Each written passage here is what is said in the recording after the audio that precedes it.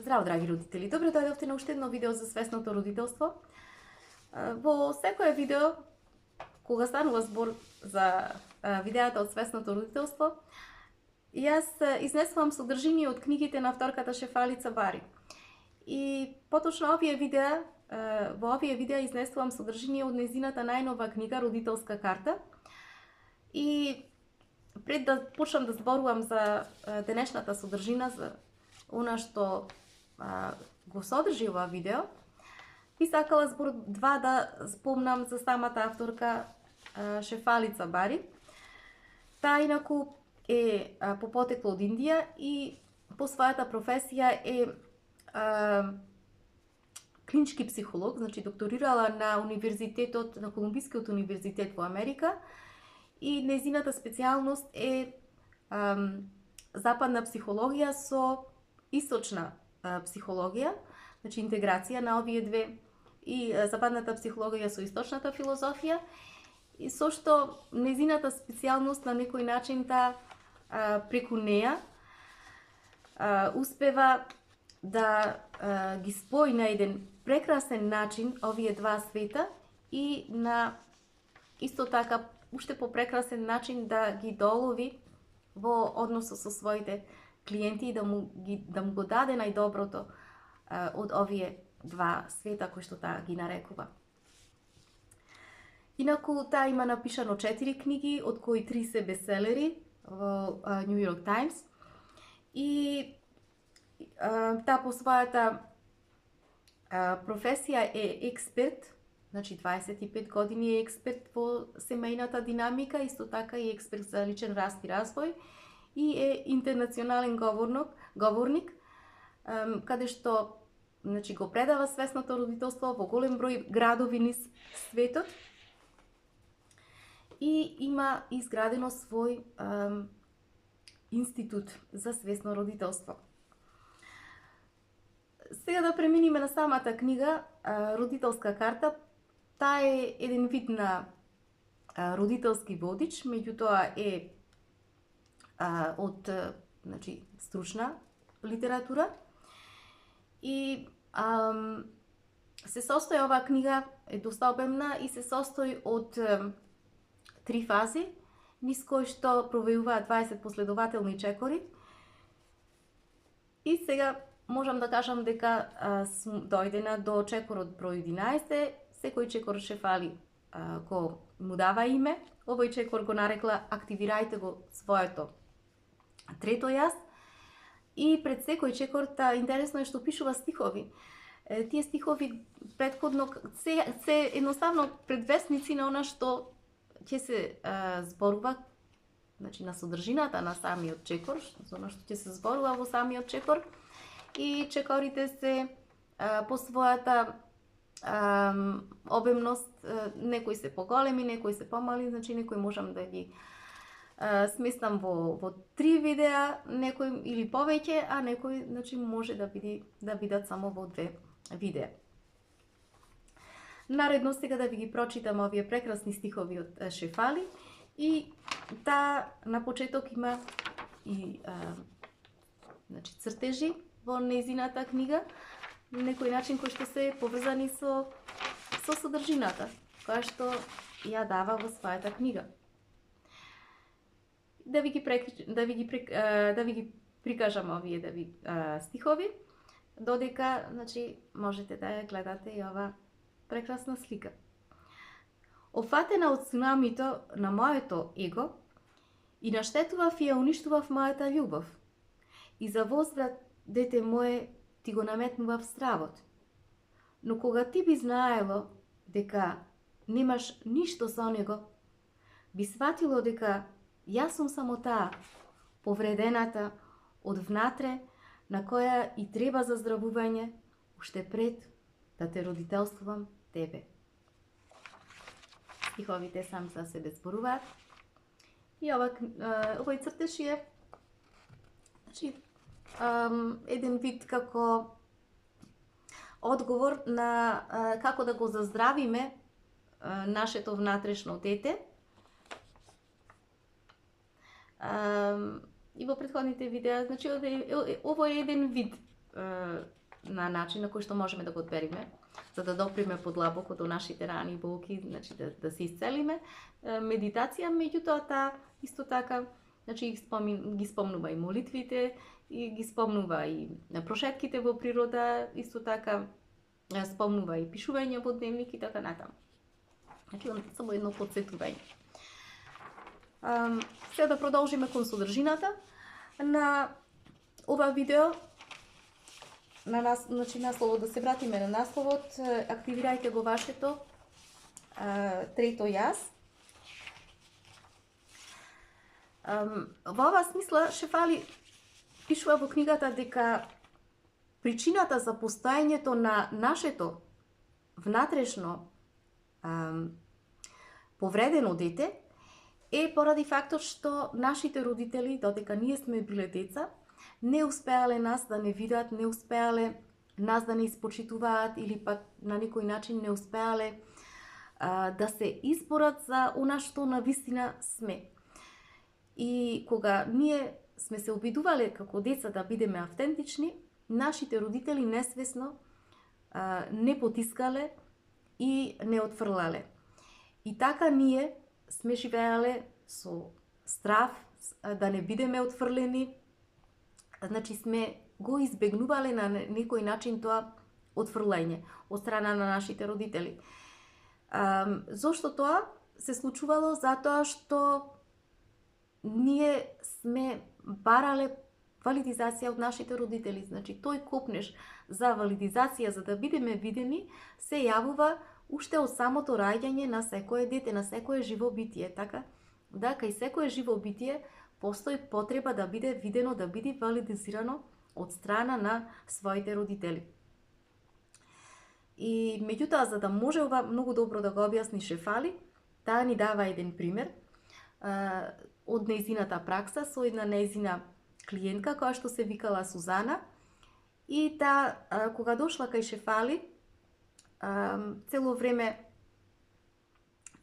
плачела, иако кога раскажувала за нејзиното детство, за нејзиното минато, постојано, значи, додека била дете, нејзината мајка и повторувала, изборувала дека посакувала никогаш да не ја родела, и затоа што и било срам, поради тоа што Сузана како дете била дебела и затоа што не била доволно паметна според неја, како што биле другите девојчина во нејзиниот клас.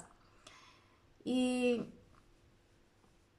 меѓутоа, секој ден, токму поради тоа, Сузана се обидувала да гладува, да не јади и напорно да учи само за да може да ги задоволи,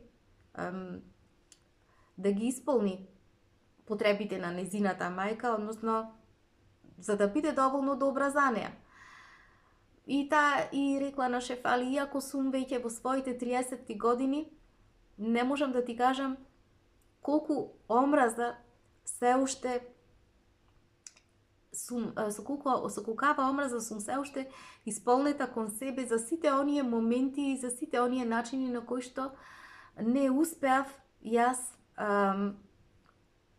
едноставно да ги избалансирам желбите на мојата мајка за мене. И Шефали баш тука им пишува на родителите и им вели, можев да забележам родители колкаво беше, значи, внатрешното, колку повредено беше нејзиното внатрешно дете, односно колку многу беше очајно за валидизација, затоа што цело време ова млада девојка се обвинувала себе си за сите оние начини на кои што нејзината мајка преку кој што нејзината мајка го проектирала сопствениот недостаток врз неа.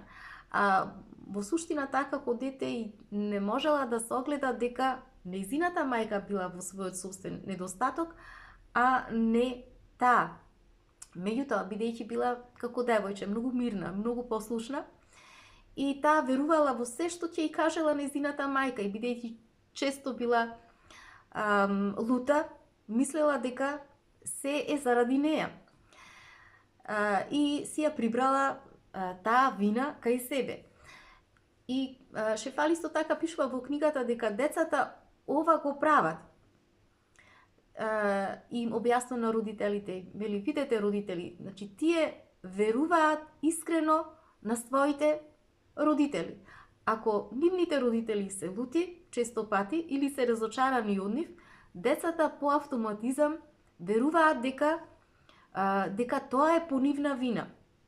Зошто? Затоа што не поседуваат одредена зрелост или доволно зрелост децата, за да можат самите да си кажат себе си во тој момент, аха, сега мојата мајка ги проектира своите болки и своите страдања врз мене. Значи, токму поради тоа, значи, тие едноставно веруваат во своите родители и довербата нивна е толку голема што мислат дека се она кое што ќе го кажат родителите дека дека се вистинските зборови, дека се исправните зборови.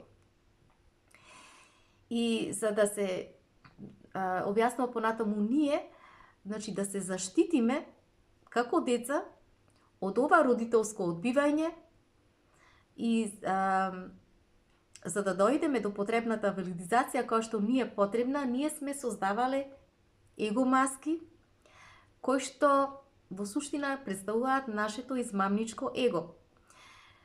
И таа зборува за ова млада девојка, Сузана, ја создала его маската, првата его маска која што создала била его маската на супер постигнувач.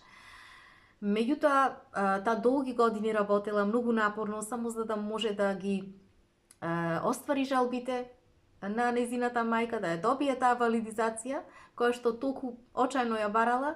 Меѓутоа, што се случило? Се случило обратното. Наместо да ослабне, напротив, таа заминала во друга крајност, во сосема друга крајност, каде што почнала да јаде прекумерно, почнала да јаде на еден обсесивен, дури агресивен начин и додека и го објаснувало тоа на Шефали во еден момент и кажала: Шефали, ова беше мојот начин на контрола.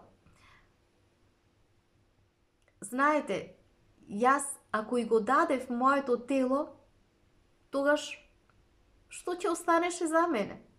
Ништо немаше да остане за себе. За мене. И значи Шефали напорно поради тоа кога увидела колку се измачувала ова девојка, многу напорно работела со месеци со Сузана, само за да може да и помогне, да ја научи, да ја прифати и да се прифати себе си, да почне да се потврдува себе си.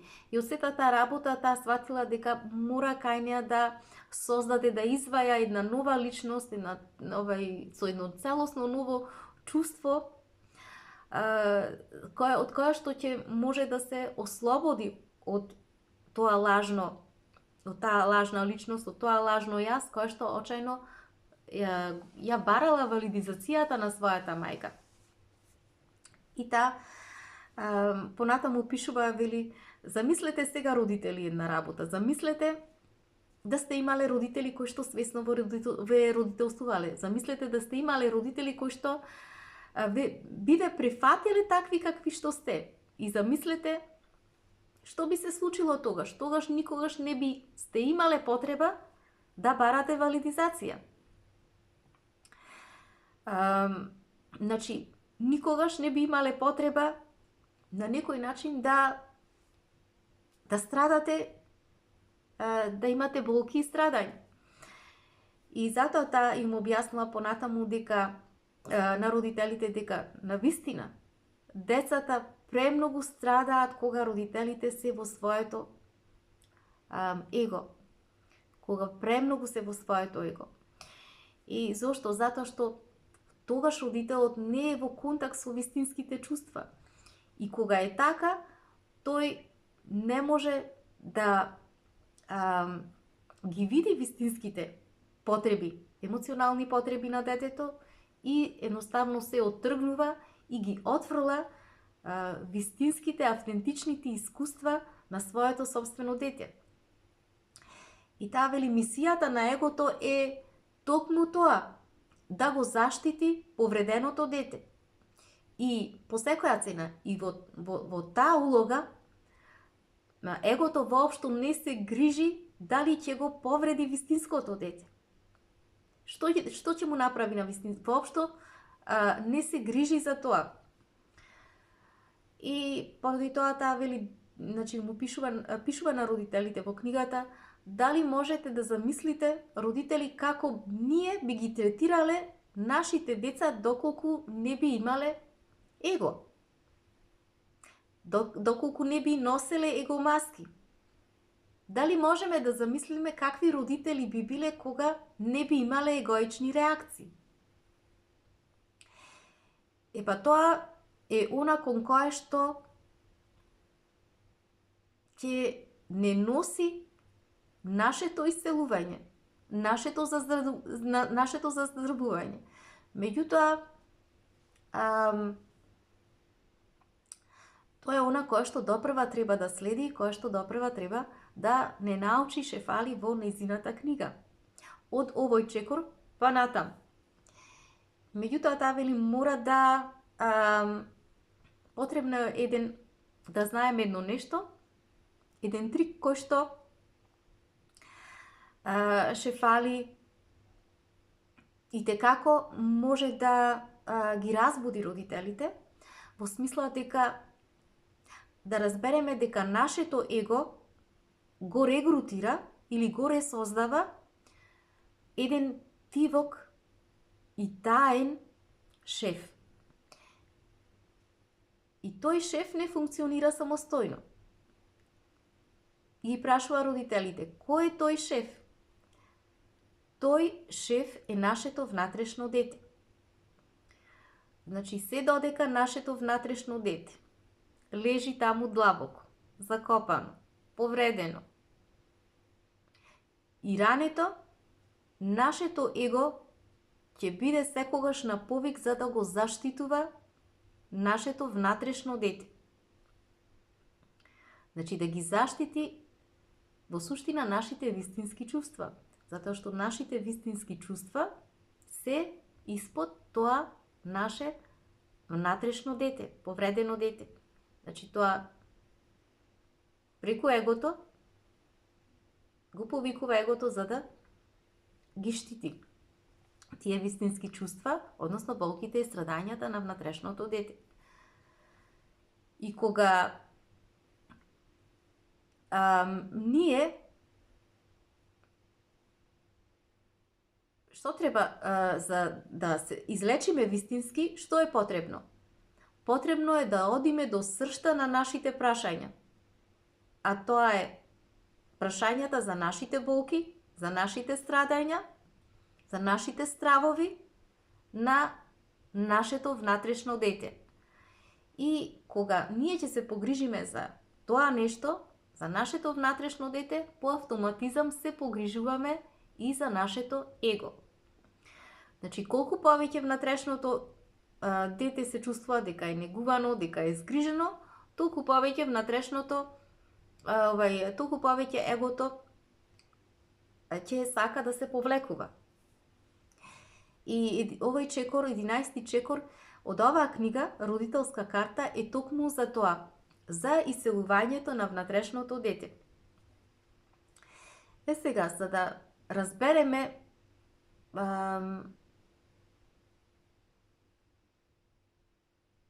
зошто треба да се излечи внатрешното дете, потребно е првин да го знаеме вистинскиот клуч за тоа нешто е всушност на прво место зошто постои внатрешното дете. Тоа постои бидејќи еден свесен родител не бил присутен да го негува и да го прифати она што навистина е. Значи, за да се излечи внатрешното дете, потребно е родител да го направи следното. Кај себе да го активира да активира еден згрижувачки и еден внатрешен родител кој што негува. Значи, им објаснува на родителите, дали мислите дека можете ова нешто да го направите? Дали мислите дека можете да го постигнете ова? Бидејќи станува збор за репрограмирање на самиот родител. За репрограмирање на начинот на кој што доттогаш родителствува. И пишува дека во овој чекор и како можам да ви покажам како повторно да ги изродителствувате, да се изродителствувате себе си, односно да направите една трансформација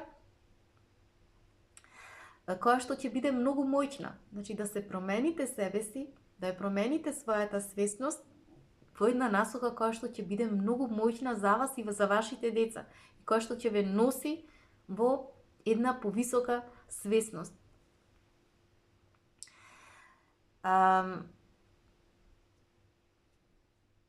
Значи, за тоа се работи во овој чекор. Негување на внатрешниот родител кој што ќе биде полн со љубов. И тој внатрешен родител го нарекува третото јас. Значи, внатрешното дете можеме да го излечиме преку внатрешниот родител, кој што ќе биде исполнет со љубов, ќе негува, ќе грижи, или го нарекува твоето трето јас или твоето проникливо јас, затоа што мора да проникне испод егото и да влезе, да дојде до вистинските чувства, за да може да се делува таму тој внатрешен родител со многу љубов, со многу грижа, со многу нега, за да може да заздрави, да почне да заздравува, да почне да се менува тоа вистинските чувства, значи тоа повредено дете. И кога ќе почне, значи внатрешното дете да ја чувствува таа убава, љубовна енергија од проникливото јас, тоа ќе се трансформира и како на еден многу подлабок начин. Значи, нашето внатрешно дете ќе се почувствува дека е повторно негувано, дека е повторно потврдено, дека е повторно љубено и ќе почне да заздравува. И како се лечи, егото повеќе нема да има потреба тоа да го заштитува тоа повредено дете, бидејќи сега веќе тоа дете внатрешно почнува да се чувствува дека е валидизирано, дека не е повеќе отфрлено, дека не е повеќе поништено, дека е видено од самите нас. Но, значи, во суштина овде станува за многу моќен процес. За многу моќен процес. И како што вели понатаму Шефали во книгата, и егото ќе почне да си оди да си заминува во пензија.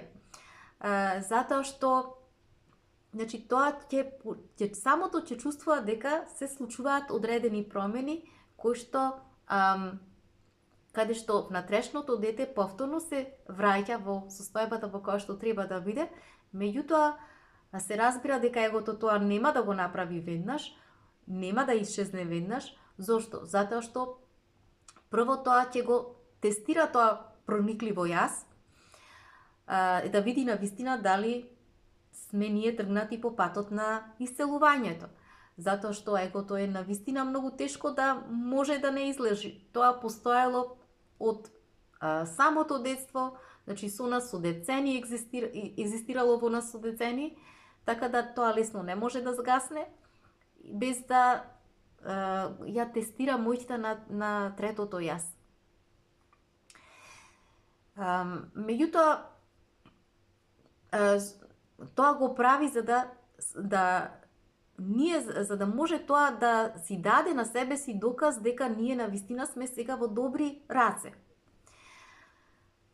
Но откако ќе ја виде моќта на третото јас, значи егото ќе ја виде моќта на третото јас, колку е навистина моќно, колку е силно, дека предизвикува промени во внатрешното дете, е тоа што тој ќе почне да се повлекува постепено и ќе го остави во позадина повреденото дете, полека да биде смирено, да биде негувано од страна на тоа наше трето јас. И во суштина, кој е тоа трето јас? Пишува Шефали во книгата, нашето остроумно трето јас е тоа јас кое што всушност требаше да биде интернализирано од нашите родители кога сме биле ние деца. Значи, тоа не смирува, тоа не негува, тоа ни дава многу љубов и тоа во суштина е себе рефлектирачкото огледало на безусловната љубов на родителот кој што не гледа онакви какви што сме ние. Во нашата суштина, во нашата автентичност. И меѓутоа таа вели дека, значи, бидејќи повеќето од нас сме воспитани од родители кои што се несвесни, значи има доста родители кои што навистина свесно, посвесно родителствуваат, меѓутоа кога родителот е несвесен, родителствува со свој преку бесот, преку анксиозноста, нервозен е, исплашен е, значи кога треба да се за одредени прашања, кога треба да се родителствува детето, овие родители не можат да бидат присутни заради бесот, заради анксиозноста и толку поради тоа не можат ниту да бидат љубовни родители.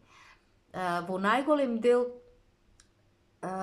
кога родителите се, значи, несвесни, тие ја проектираат, голем дел проектираат од својата лутина, од својот бес, на ист начин како што, значи, тоа ни го правеле нас родителите, на ист начин како што и ние голем дел од нас, значи, родители, како родители, им го правиме и на нашите деца, и на тој начин ние навистина делуваме несоодветно.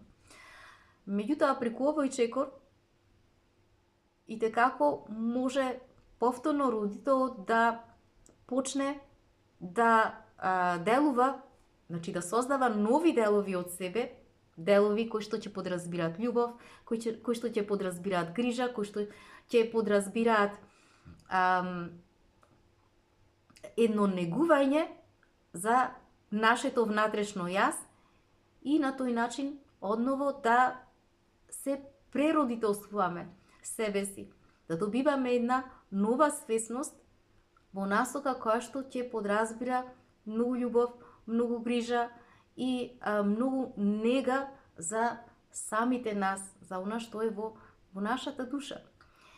Меѓутоа, таа вели дека навистина е потребно време за да може да дојдеме до една обновена свесност. И исто така потребно е и ние како родители да бидеме конзистентни во тоа, постојано тоа да го практикуваме,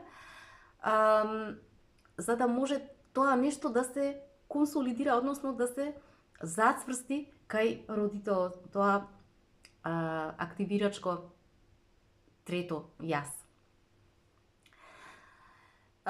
И не само нас, ни е потребно, туку потребно му е тоа и на нашите деца. Зошто? Затоа што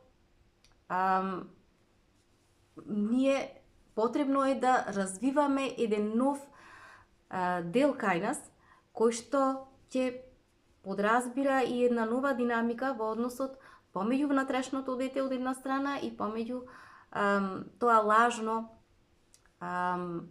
јас, измамничко его, затоа што кога внатрешното его, овај дете, ќе почне да се да управува, тоа значи дека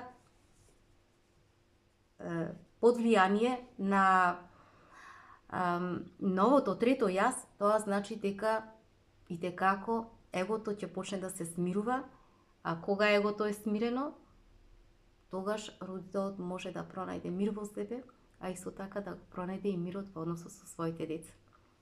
Драги мои, тоа би било се за ова видео. Имајте убав ден, се гледаме.